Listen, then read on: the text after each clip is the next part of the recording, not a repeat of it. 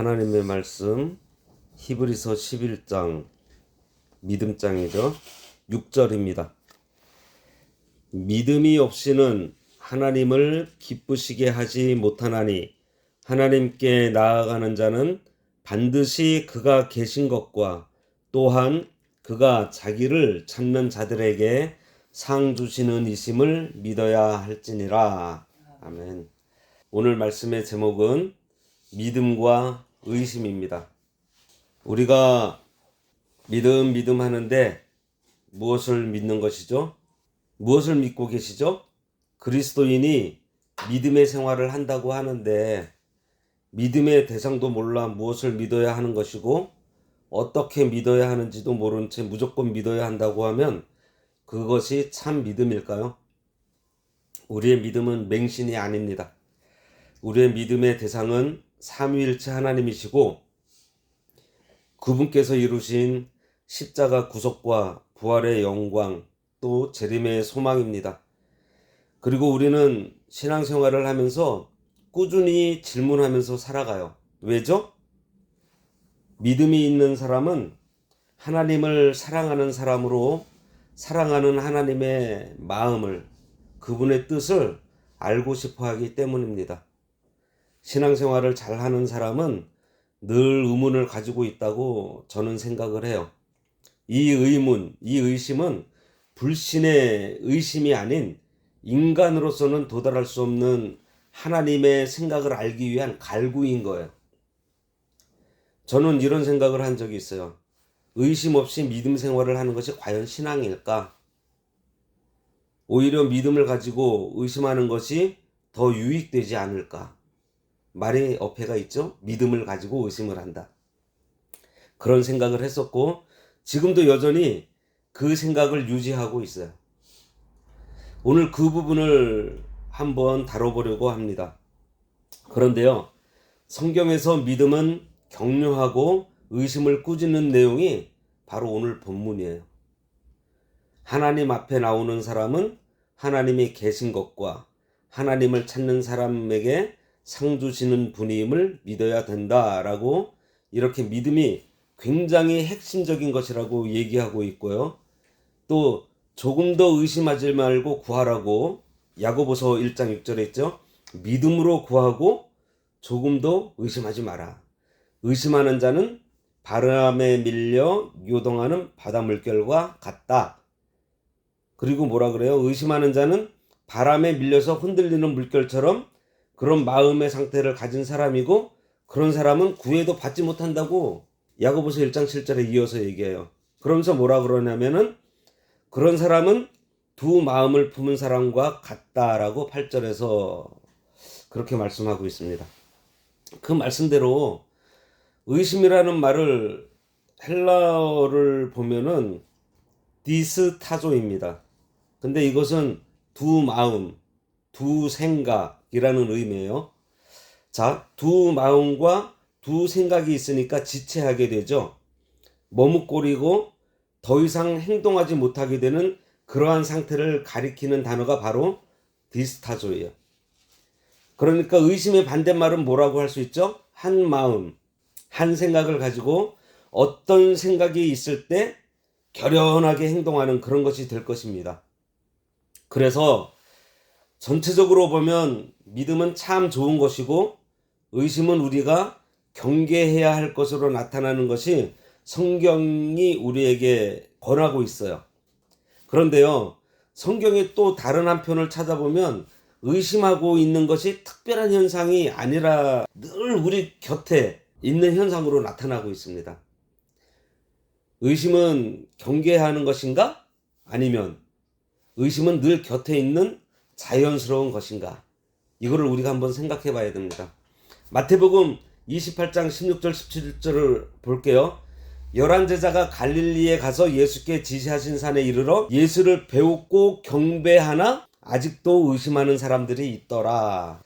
11제자가 예수님을 산에서 뵙고 경배를 하는데 아직도 의심하는 사람이 있다고 합니다. 이상하지 않아요? 어떻게 경배하면서 동시에 의심할 수 있죠? 그런데 마태복음에 보면 믿었지만 의심했고 의심했지만 믿는 장면이 또 있어요. 마태복음 14장 31절에 예수께서 즉시 손을 내밀어 그를 붙잡으시며 이르시되 믿음이 작은 자여 왜 의심하였느냐 하시고, 믿음 없는 자가 아니라 뭐요? 믿음이 작은 자. 믿음이 있다는 거죠. 있지만 작은 믿음입니다. 그러면서 왜 의심하느냐 하시고, 여기도 나와 있고 무서워하면서 기뻐하고. 자, 이것은 마태복음 28장 8절에도요. 그 여자들이 무서움과 큰 기쁨으로 빨리 무덤을 떠나, 무서움과 기쁨이 같은 두 가지 감정을 갖고 있습니다. 제자들에게 알리려고 다름질할세. 그렇게 나와 있어요. 인간이라는 존재는 어떤 한 감정을 처음부터 끝까지 일정하게 그리고 온전하게 완전하게 유지할 수 있는 존재인가를 우리가 물어보면 답이 나옵니다. 그럴 수 없죠. 자, 보세요. 우리가 믿음이 충만한 상태를 보면 굉장히 일시적입니다. 우리가 솔직히 서로 고백해 봤으면 좋겠어요. 우리가 예배하고 하나님의 전능하심과 사랑을 생각하는 그 시간에 사사로운 것이 늘 껴있어요. 그리고 우리가 이것은 좀 안 좋은 일이라는 것을 하거나 또 그것을 생각할 때에 늘 그 와중에도 뭔가 도덕적이고 옳고 선한 것을 또 생각을 하고 있습니다. 그러니 인간이라는 존재는 근본부터 복합적인 감정을 늘 느끼면서 살 수밖에 없는 그런 존재라는 걸 우리가 솔직히 인정해야 됩니다. 그런 시각으로 성경을 다시 읽으면 우리가 흔히 히브리서 11장을 믿음장이라고 하고 히브리서 11장에 나와 있는 믿음의 사람들이 쭉 열거된 것을 볼 수 있어요. 그런데 그것을 보다 보면 아브라함을 믿음의 조상이라고 하고 있습니다. 그런데 아브라함의 인생을 보면 자신의 부인을 누이라고 속이는 두 변의 장면이 나와요. 그거 보세요.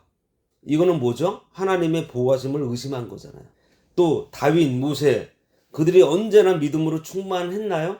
실패하고 좌절하는 순간도 있었고, 그 다음에 히브리서 11장 보면 이 사람이 여기에 왜 들어가 있지 하고 고개를 갸웃거리게 하는 사람도 있는데, 대표적으로 삼손입니다. 삼손을 보면 전 인생에 믿음을 행했던 장면이 얼마 없는 것 같아요. 그런데 삼손도 믿음의 영웅으로 들어가 있고 거기에 뭐 여러 가지 의견이 있지만 문자적으로 보면 딸을 제물로 드린 입다도 들어가 있어요. 이러한 시선이 뭔지 우리가 좀 잘 기억해야 됩니다. 뭔가 하면 믿음이라는 말과 신앙의 상태에 있다는 말을 구분해야 돼요. 그러면 신앙의 상태가 어떤 걸까요? 신앙의 상태는 믿음과 의심이 동시에 있는 것이고 그것이 신앙 상태의 어떻게 보면 본질적인 상태라고 얘기할 수 있어요. 그래서 신앙 상태에 있는 의심이라는 것은 불가피하고 어떤 때는 필요해요. 우리 인간은 필연적으로 의심할 수밖에 없기 때문에 그렇습니다. 하나님은 우리 이해의 한계, 그리고 인식의 한계, 경험의 한계를 넘어선 분이시기 때문에 그래요. 또 하나님의 경륜은 역시 우리의 인식과 이해와 경험의 한계를 넘어서기 때문에 우리의 이해와 경험과 인식의 한계를 넘어선 어떤 일에 대해서 저거 정말이야? 저게 진짜일까? 라고 말할 수밖에 없잖아. 그리고 그것이 의심의 형태로 나타난 거고 이해를 못하겠으니까 아니 왜 하나님께서 인간이 돼서 하나님이 정말 선하신 분이야? 정말 전능하신 분인가? 성경은 정말 믿을 만한 책인가? 교회에서 하는 여러 예배들은 정말 가치가 있을까? 이렇게 의심하는 것 자체가 만약에 믿음과 관련된 신앙과 관련된 항목들이라면 그것은 굉장히 좋은 것이라고 저는 생각을 합니다. 왜냐하면 이 의심은 우리의 신앙 상태와 우리의 믿음을 오히려 더 깊게 해주거든요.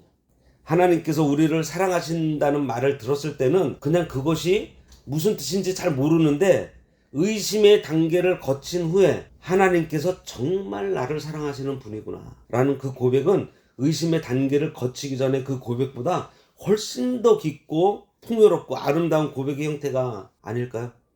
하나님을 아버지라고 부를 때 그 고백은 의심을 겪기 전에 그냥 무의식적으로 아버지 하나님 하는 그 고백을 한 상태에서 보다 훨씬 더 깊은 차원에서 아 정말 하나님께서는 나의 아버지가 되시는구나, 하나님은 우리 부모님처럼 나를 사랑하시는구나를 알게 되는 그것.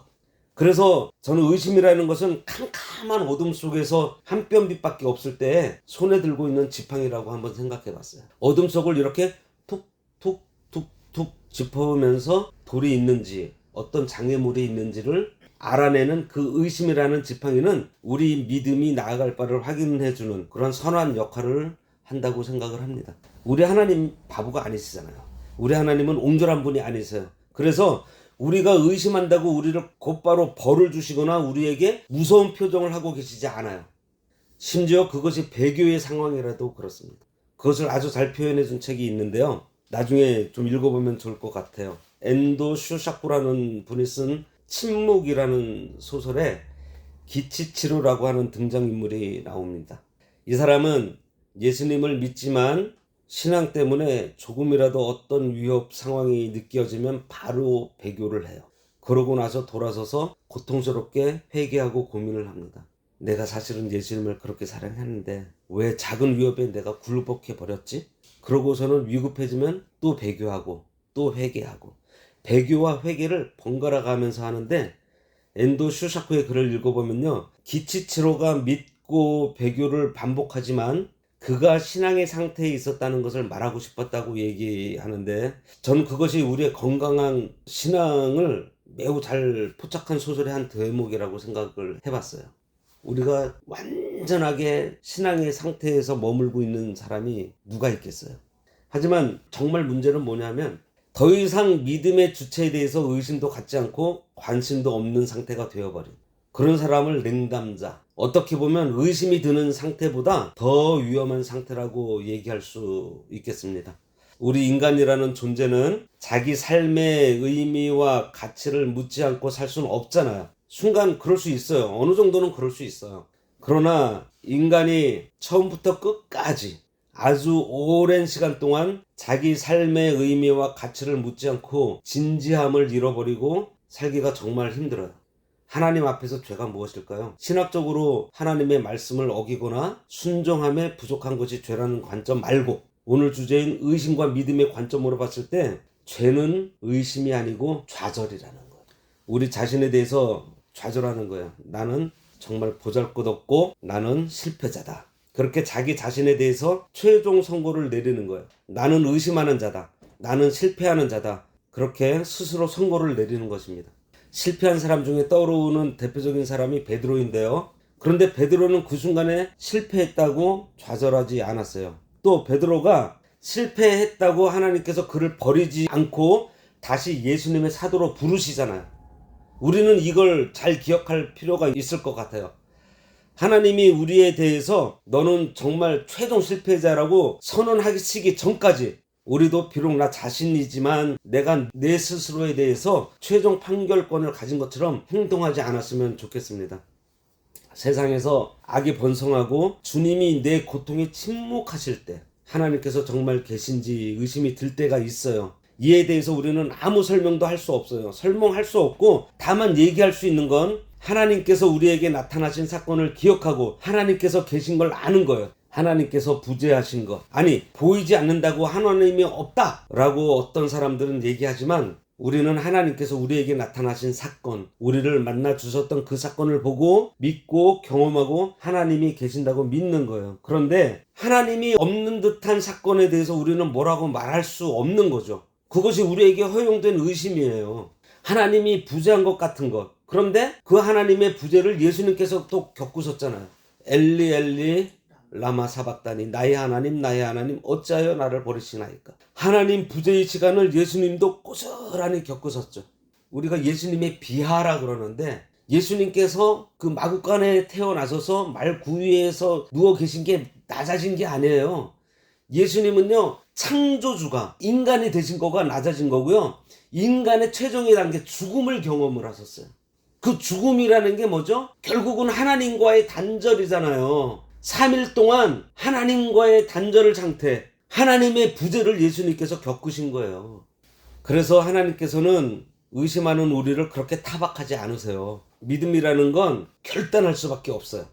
하나님께서 계시다는 것을 경험하고 우리를 만나 주셨던 사건을 통해 하나님을 믿을 것인가? 아니면 하나님이 없는 것 같은 사건을 마주하고 하나님의 전체를 부정할 것인가? 그래서 믿음이라는 말이 거기에서 나오고 또 의심이라는 말이 거기에서 나오고 믿음과 의심 모두 신앙 상태에 있다는 것. 만약에 하나님을 묻는 사건이라면 신앙의 상태에서 의심은 퇴보가 아니라 전진일 수 있다는 거죠. 그러한 과정을 통해 하나님께서 우리에게 주시는 선물인 믿음이 자라나는 것입니다. 그래서 태초에 하나님이 천지를 창조하시리라로 시작되는 하나님의 말씀을 받아들여지게 되는 거예요.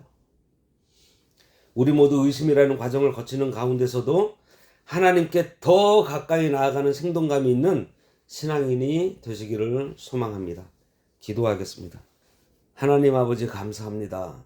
신앙의 상태에 있는 저희들에게 자기 스스로 판단하여 좌절하거나 낙심하지 말게 하옵시고 실패하여 헤매던 베드로를 찾아가서 다시 사도로 세워주신 것 같이 고민하고 힘들어하는 저희들에게 거룩한 의심을 통해 하나님에 대한 확신을 얻어 생동감 있는 신앙생활 하도록 성령님께서 인도하시고 역사해 주시길 간절히 바라옵고 원하오며 예수님의 이름으로 기도드리옵나이다. 아멘.